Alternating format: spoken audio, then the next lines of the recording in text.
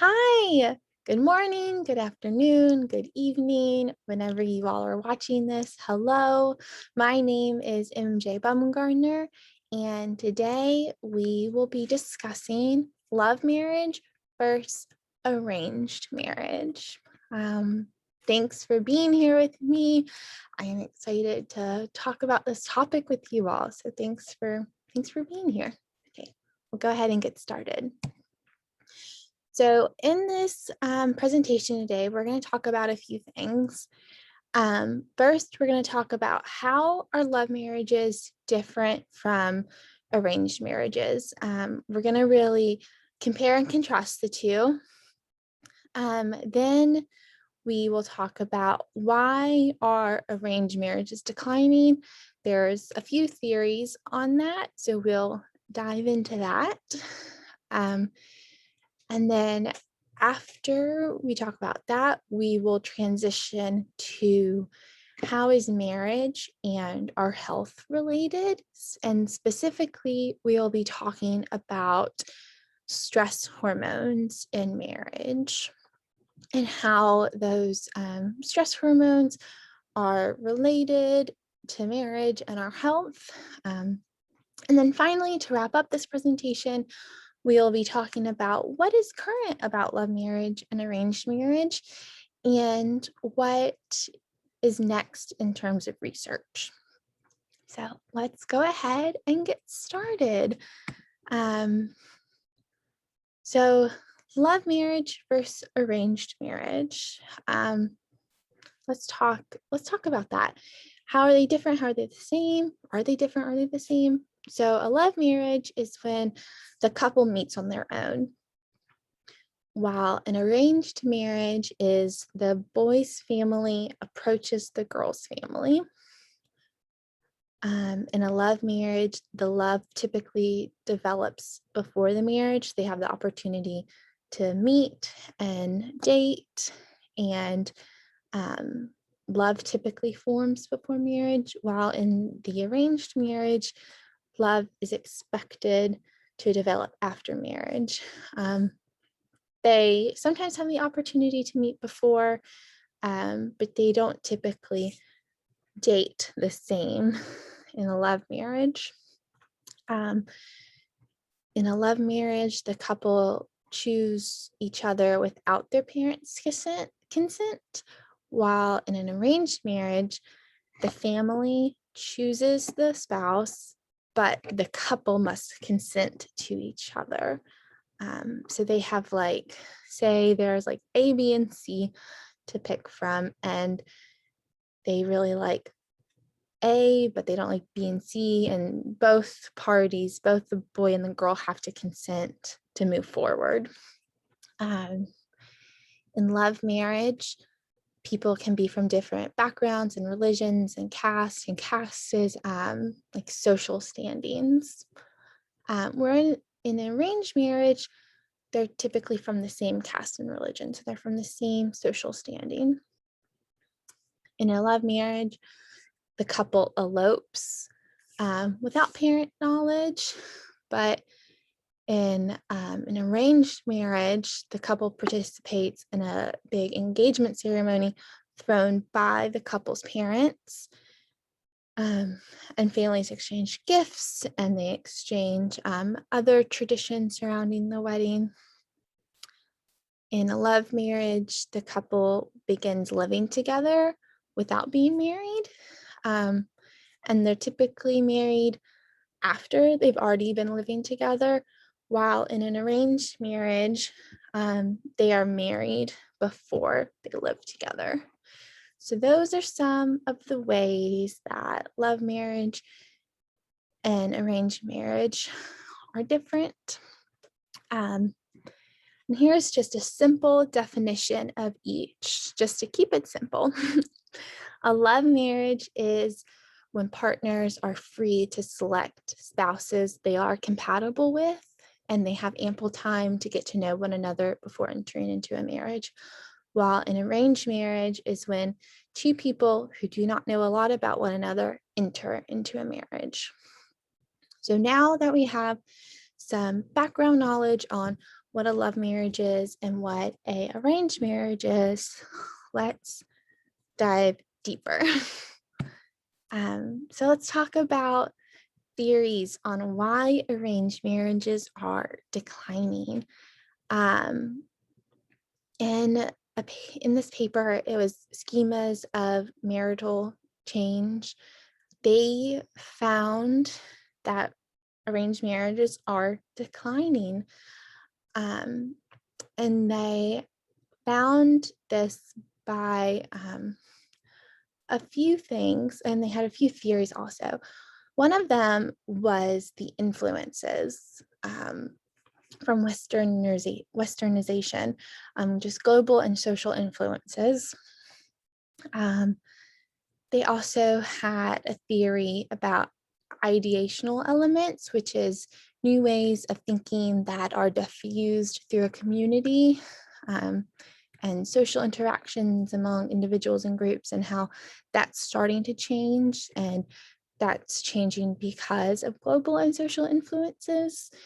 They found that education was a big piece. People now are focusing more on their education, and they're finding that they don't want to get married, or they simply want to get married later in life, and that they're finding people in their careers that they would like to get married to, and that they're choosing love marriage because they found someone. And then acceptance, that was a really big one. Also, they found that today people are a lot more accepting of love marriage than arranged marriage. And then the last one is developmental idealism, which basically is saying the more with becoming modern, family is changing, that people are becoming more accepting, and people are finding like it's okay now. So let's now talk about how the studies were conducted and what they did to conduct these studies. So in these studies about arranged marriage, they asked people very structured questions. They would do interviews, and they would ask the same questions to each participant. They also went and visited different towns and different cities to look at different populations, specifically in India. They looked at older versus younger generations. They wanted to get a large perspective on how people felt about love marriage versus arranged marriage. And then they also looked at people's education backgrounds. They wanted to make sure they were looking at people with little to no education, and then people who went on to higher education, making sure that they were getting the full spectrum of interviewees and participants in these studies. And this is what they found. They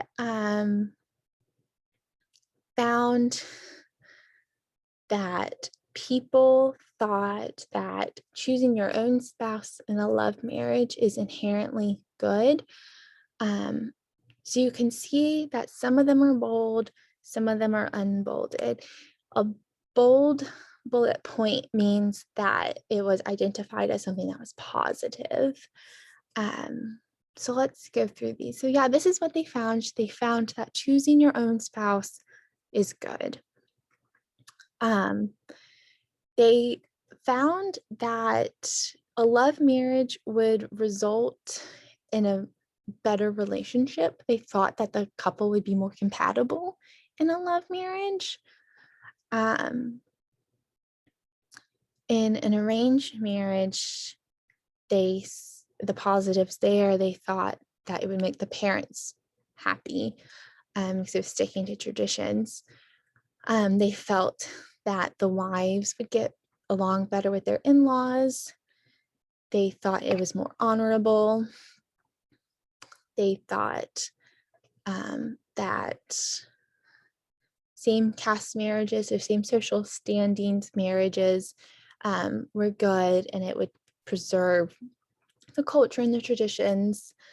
And they thought that an arranged marriage would take place more so when the couple was ready and mature.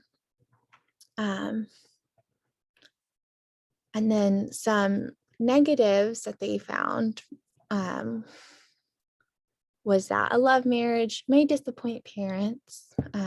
Parents have pretty high expectations sometimes, so they found that it could disappoint parents. A love marriage, the wife and the in-law sometimes don't have a great relationship. They felt that a love marriage is not as honorable or prestigious. They found that couples from different social standings might be treated poorly, and that sometimes in a love marriage, it tends couples to get married too fast or too young. So just to summarize the findings of their results, oops, sorry about that, skipped ahead. In a love marriage, it was a positive that people could choose their own spouses. Many people that were interviewed in these studies were much older. The population of the people interviewed were older, and they had wished that they had the option when they were younger to choose love over an arranged marriage. And they really emphasized that parents need to accept their children's choices and their children's voices. Participants in these studies also mentioned that they viewed that love marriage would be a better choice because it would lead to a more successful marriage. While the arranged marriage, the participants thought that it was more honorable.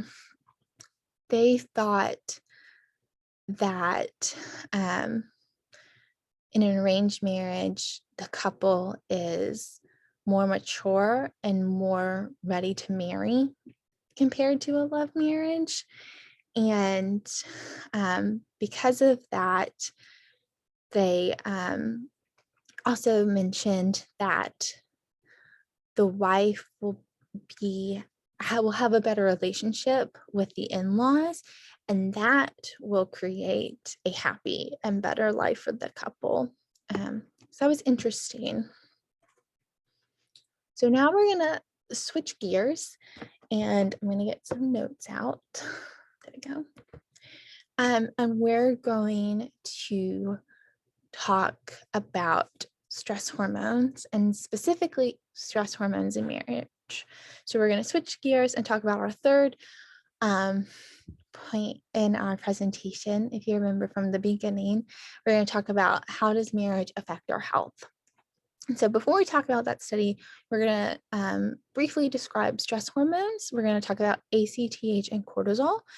So ACTH is the adrenocorticotropic hormone, and it is produced by the pituitary gland, and it controls the production of cortisol. And then cortisol is the primary stress hormone. And so you can see from our image over here that cortisol can lead, our stress hormone can lead to a weakened immune system, heart disease, high blood pressure, high blood sugar, digestive issues, nerve problems, anxiety, depression, and headaches. So let's just all take a deep breath. We don't want this stress hormone. So let's take a deep breath, feel relaxed. Okay, and now let's transition to our next paper. We're going to talk about stress hormones in marriage. So this study was performed by Timothy Loving, Kathy Hefner, Janice Kellicott Glasser, Ronald Glasser, and William B. Malarkey. And they had, in the end, 72 newlywed couples. I need to move this box so I can see. 72 newlywed couples participate in a study on endocrinological response to marital conflict. In the study, they assessed how marital power was determined by comparing spouses' dependent love to each other. And the study shows that emotional power in relationships may play an important role in cardiovascular, endocrinological, and immunological function. So let's see the purpose, the objective, and the hypothesis of their study. So the purpose was to find out spouses' relative levels of power within their marriage and how it relates to all these functions. In the study, they assessed marital power, emotional involvement in the relationship, conflicts that the couple faces, and physiological effects of power differentials. And their hypothesis was that the less powerful spouse would show an increased level of stress hormones after conflict compared to the more powerful spouse. And they thought it would be pretty equal in relationships that shared power. So how did they go about this? I skipped a slide. Sorry. They had 90 newlywed couples come to the Ohio State Clinical Research Center, but later 18 couples had to drop out of the study due to some test results and scores being missing. So that's why I said 72 in the end. So what they did, they had these newlywed couples come to the Ohio State Clinical Research Center for 24 hours. And over the 24 hours, they took multiple blood samples. When they arrived, they took a baseline blood sample. And then throughout the day, they did various activities, and they would take their blood samples during these activities to see if their ACTH and their cortisol levels increased. And how they did this, by inserting a heparin wall into the patient's arm. And then they also inserted a long polyethanol tube connected to the heparin wall. And so when the participants were talking to a medical team or when they were talking to each other, they had a divider with the tube going out to a separate medical team. And so the participants did not know when the blood was being taken. So they weren't able to try to calm themselves down to try to lower their stress on their own. It was taken when they weren't aware, but they all consented to the study. So they did, when they arrived, after they took their baseline sample, they separately asked the couples just some questions about conflicts in their marriage. Some common topics were like finances and children and in-laws. And so they wanted to find some discussion topics about conflict to try to raise these stress levels. And during this conflict task, blood was taken at the beginning, the middle, and the end, and then 30 minutes after a recovery period. They also determined marital power, and they did this by using the mania subscale of the love altitude scale.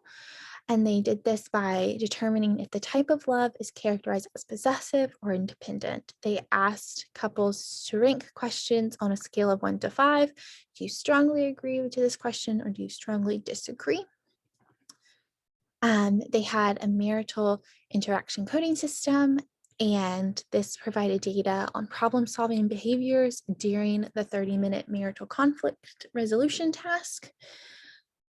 The ACTH levels and the cortisol test results were run the same way to diminish inter-essay variability.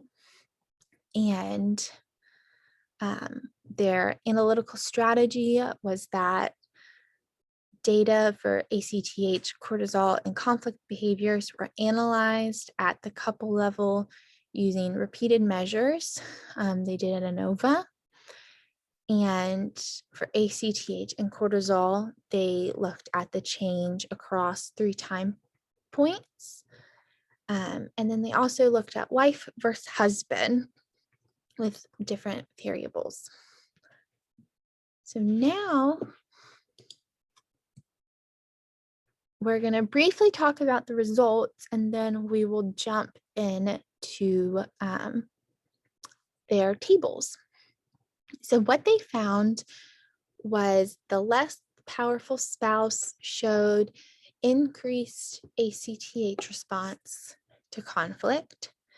They found that the shared power benefited the wife, but not the husband's ACTH response. And then they found that wives who were deemed less powerful and husbands who shared power did not have cortisol levels decline over time. So now let's look at the graphs and tables and break it down even more. So this first table, table 1, is looking at the wives and husbands mania score. And so you can see, I'm just going to look at my notes here just so I get it right. And I'm looking at notes that are on future slides, just FYI. So the wife's data is found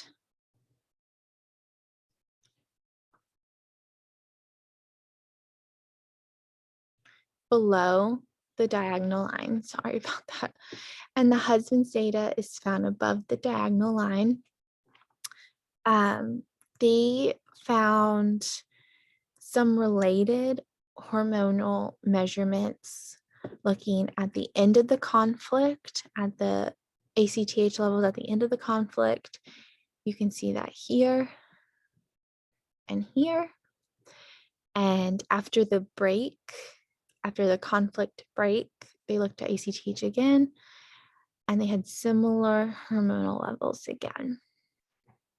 But they concluded that there was not much significance finding in this one. So then table 2, let me move this over one more time. So table 2, wives and husbands, it measured wives and husbands ACTH levels as a function of marital power.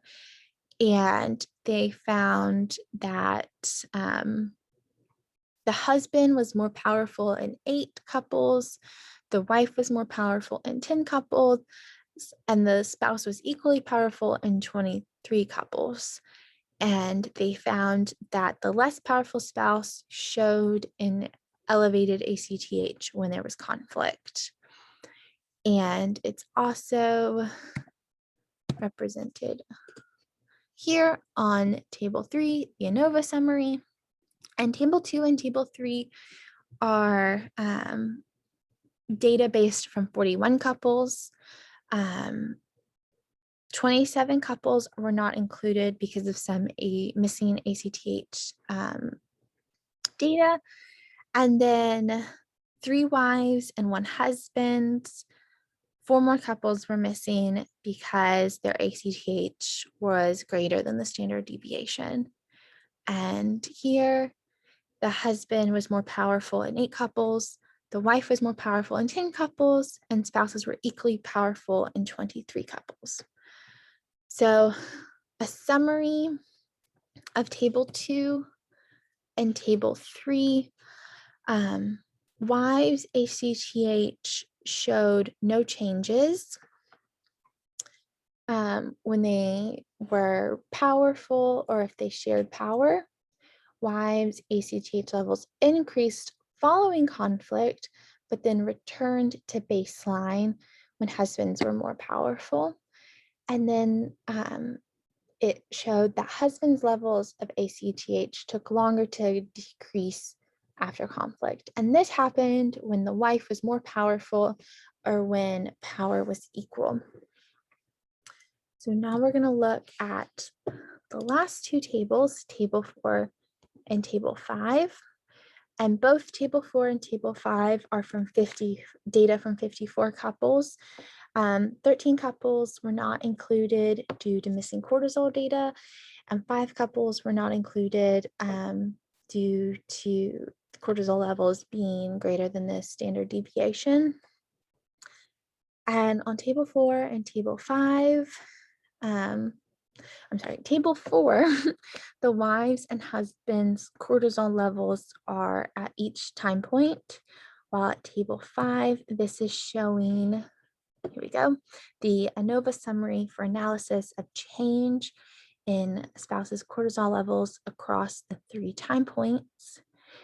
And what they found from table 4 and table 5 is that wives' cortisol levels declined when they held the power, but also declined when they shared power.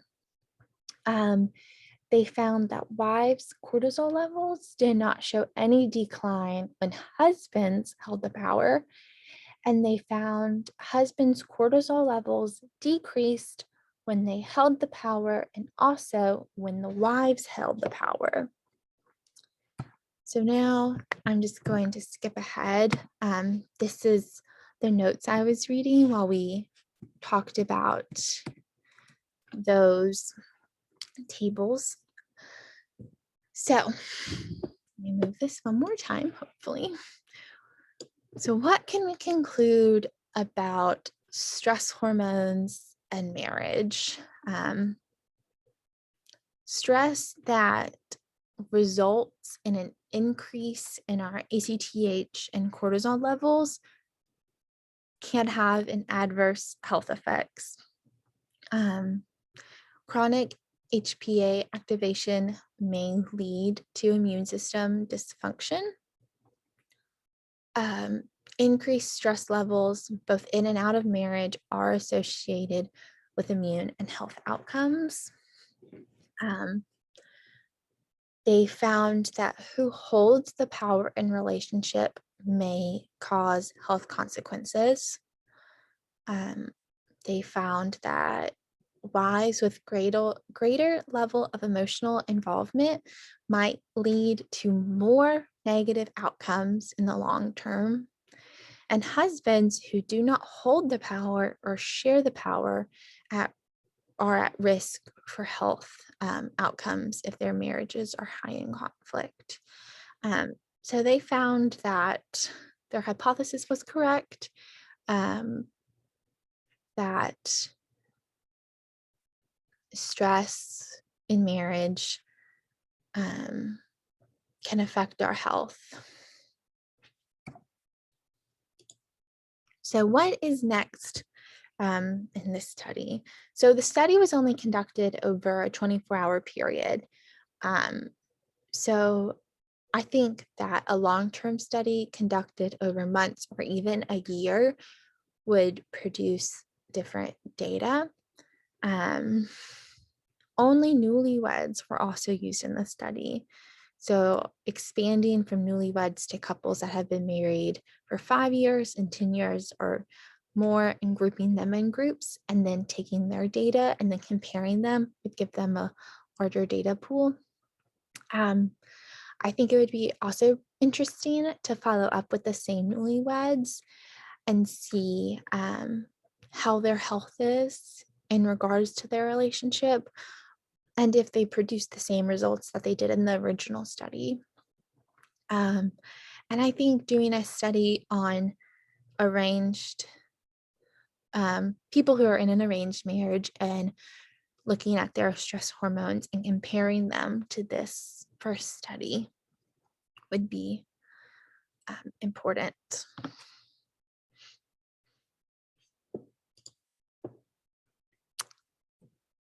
So now, don't know what's going on with my clicker. So next we're going to talk about what do we know and what do we not know about arranged marriage. So we know that they are both great choices. There is marital satisfaction in both. From that first study, people who thought love marriage was a great choice, they thought the couple would be happier. Whereas people who thought arranged marriage was a better choice, they thought that couple would be happier. So there's marital satisfaction in both. We know that arranged marriages are beginning to decline due to global and social influences. We know that both love and arranged marriage will include stress. We know that the literature and the research on arranged marriage is lacking. There's not much research out there on arranged marriage. But we do know that arranged marriages are coming to TV. There's a lot of TV shows based on arranged marriage. If you go to Netflix, there's Indian matchmaking. There's a show called Love at First Sight. There's a documentary called Meet the Patels. There's another series called Married by Mom and Dad. And then on TV, reality TV, there's a show called Arranged, and then a show called Married at First Sight. So what is in the future for research? Including culturally diverse populations, going to more places, asking more people, just doing more studies, honestly, and doing separate studies for only arranged marriages. There's a limited amount of research on arranged marriages, so opening up that door and really studying it. I think some possible studies for love versus arranged marriages that I'd be interested in would be how sexual intimacy differs in love marriages versus arranged marriages. Is it the same? Is it different? And then how different love styles impact marriage. I think it would be interesting to follow up with the participants from these previous studies. And then also, I think it would be so interesting to conduct research on people from arranged marriages from TV and see how their health is impacted by this, look at their stress hormones. I think that would make for a really cool study.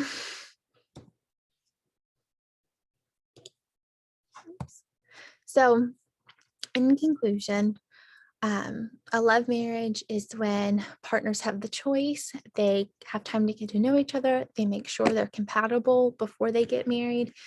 Whereas in arranged marriage, their spouse is selected for them by their family, friends, or even a third party. And the future bride and groom must consent to each other before moving forward. Both love and arranged marriages have their trouble, their stress and conflict and hard times in all marriages.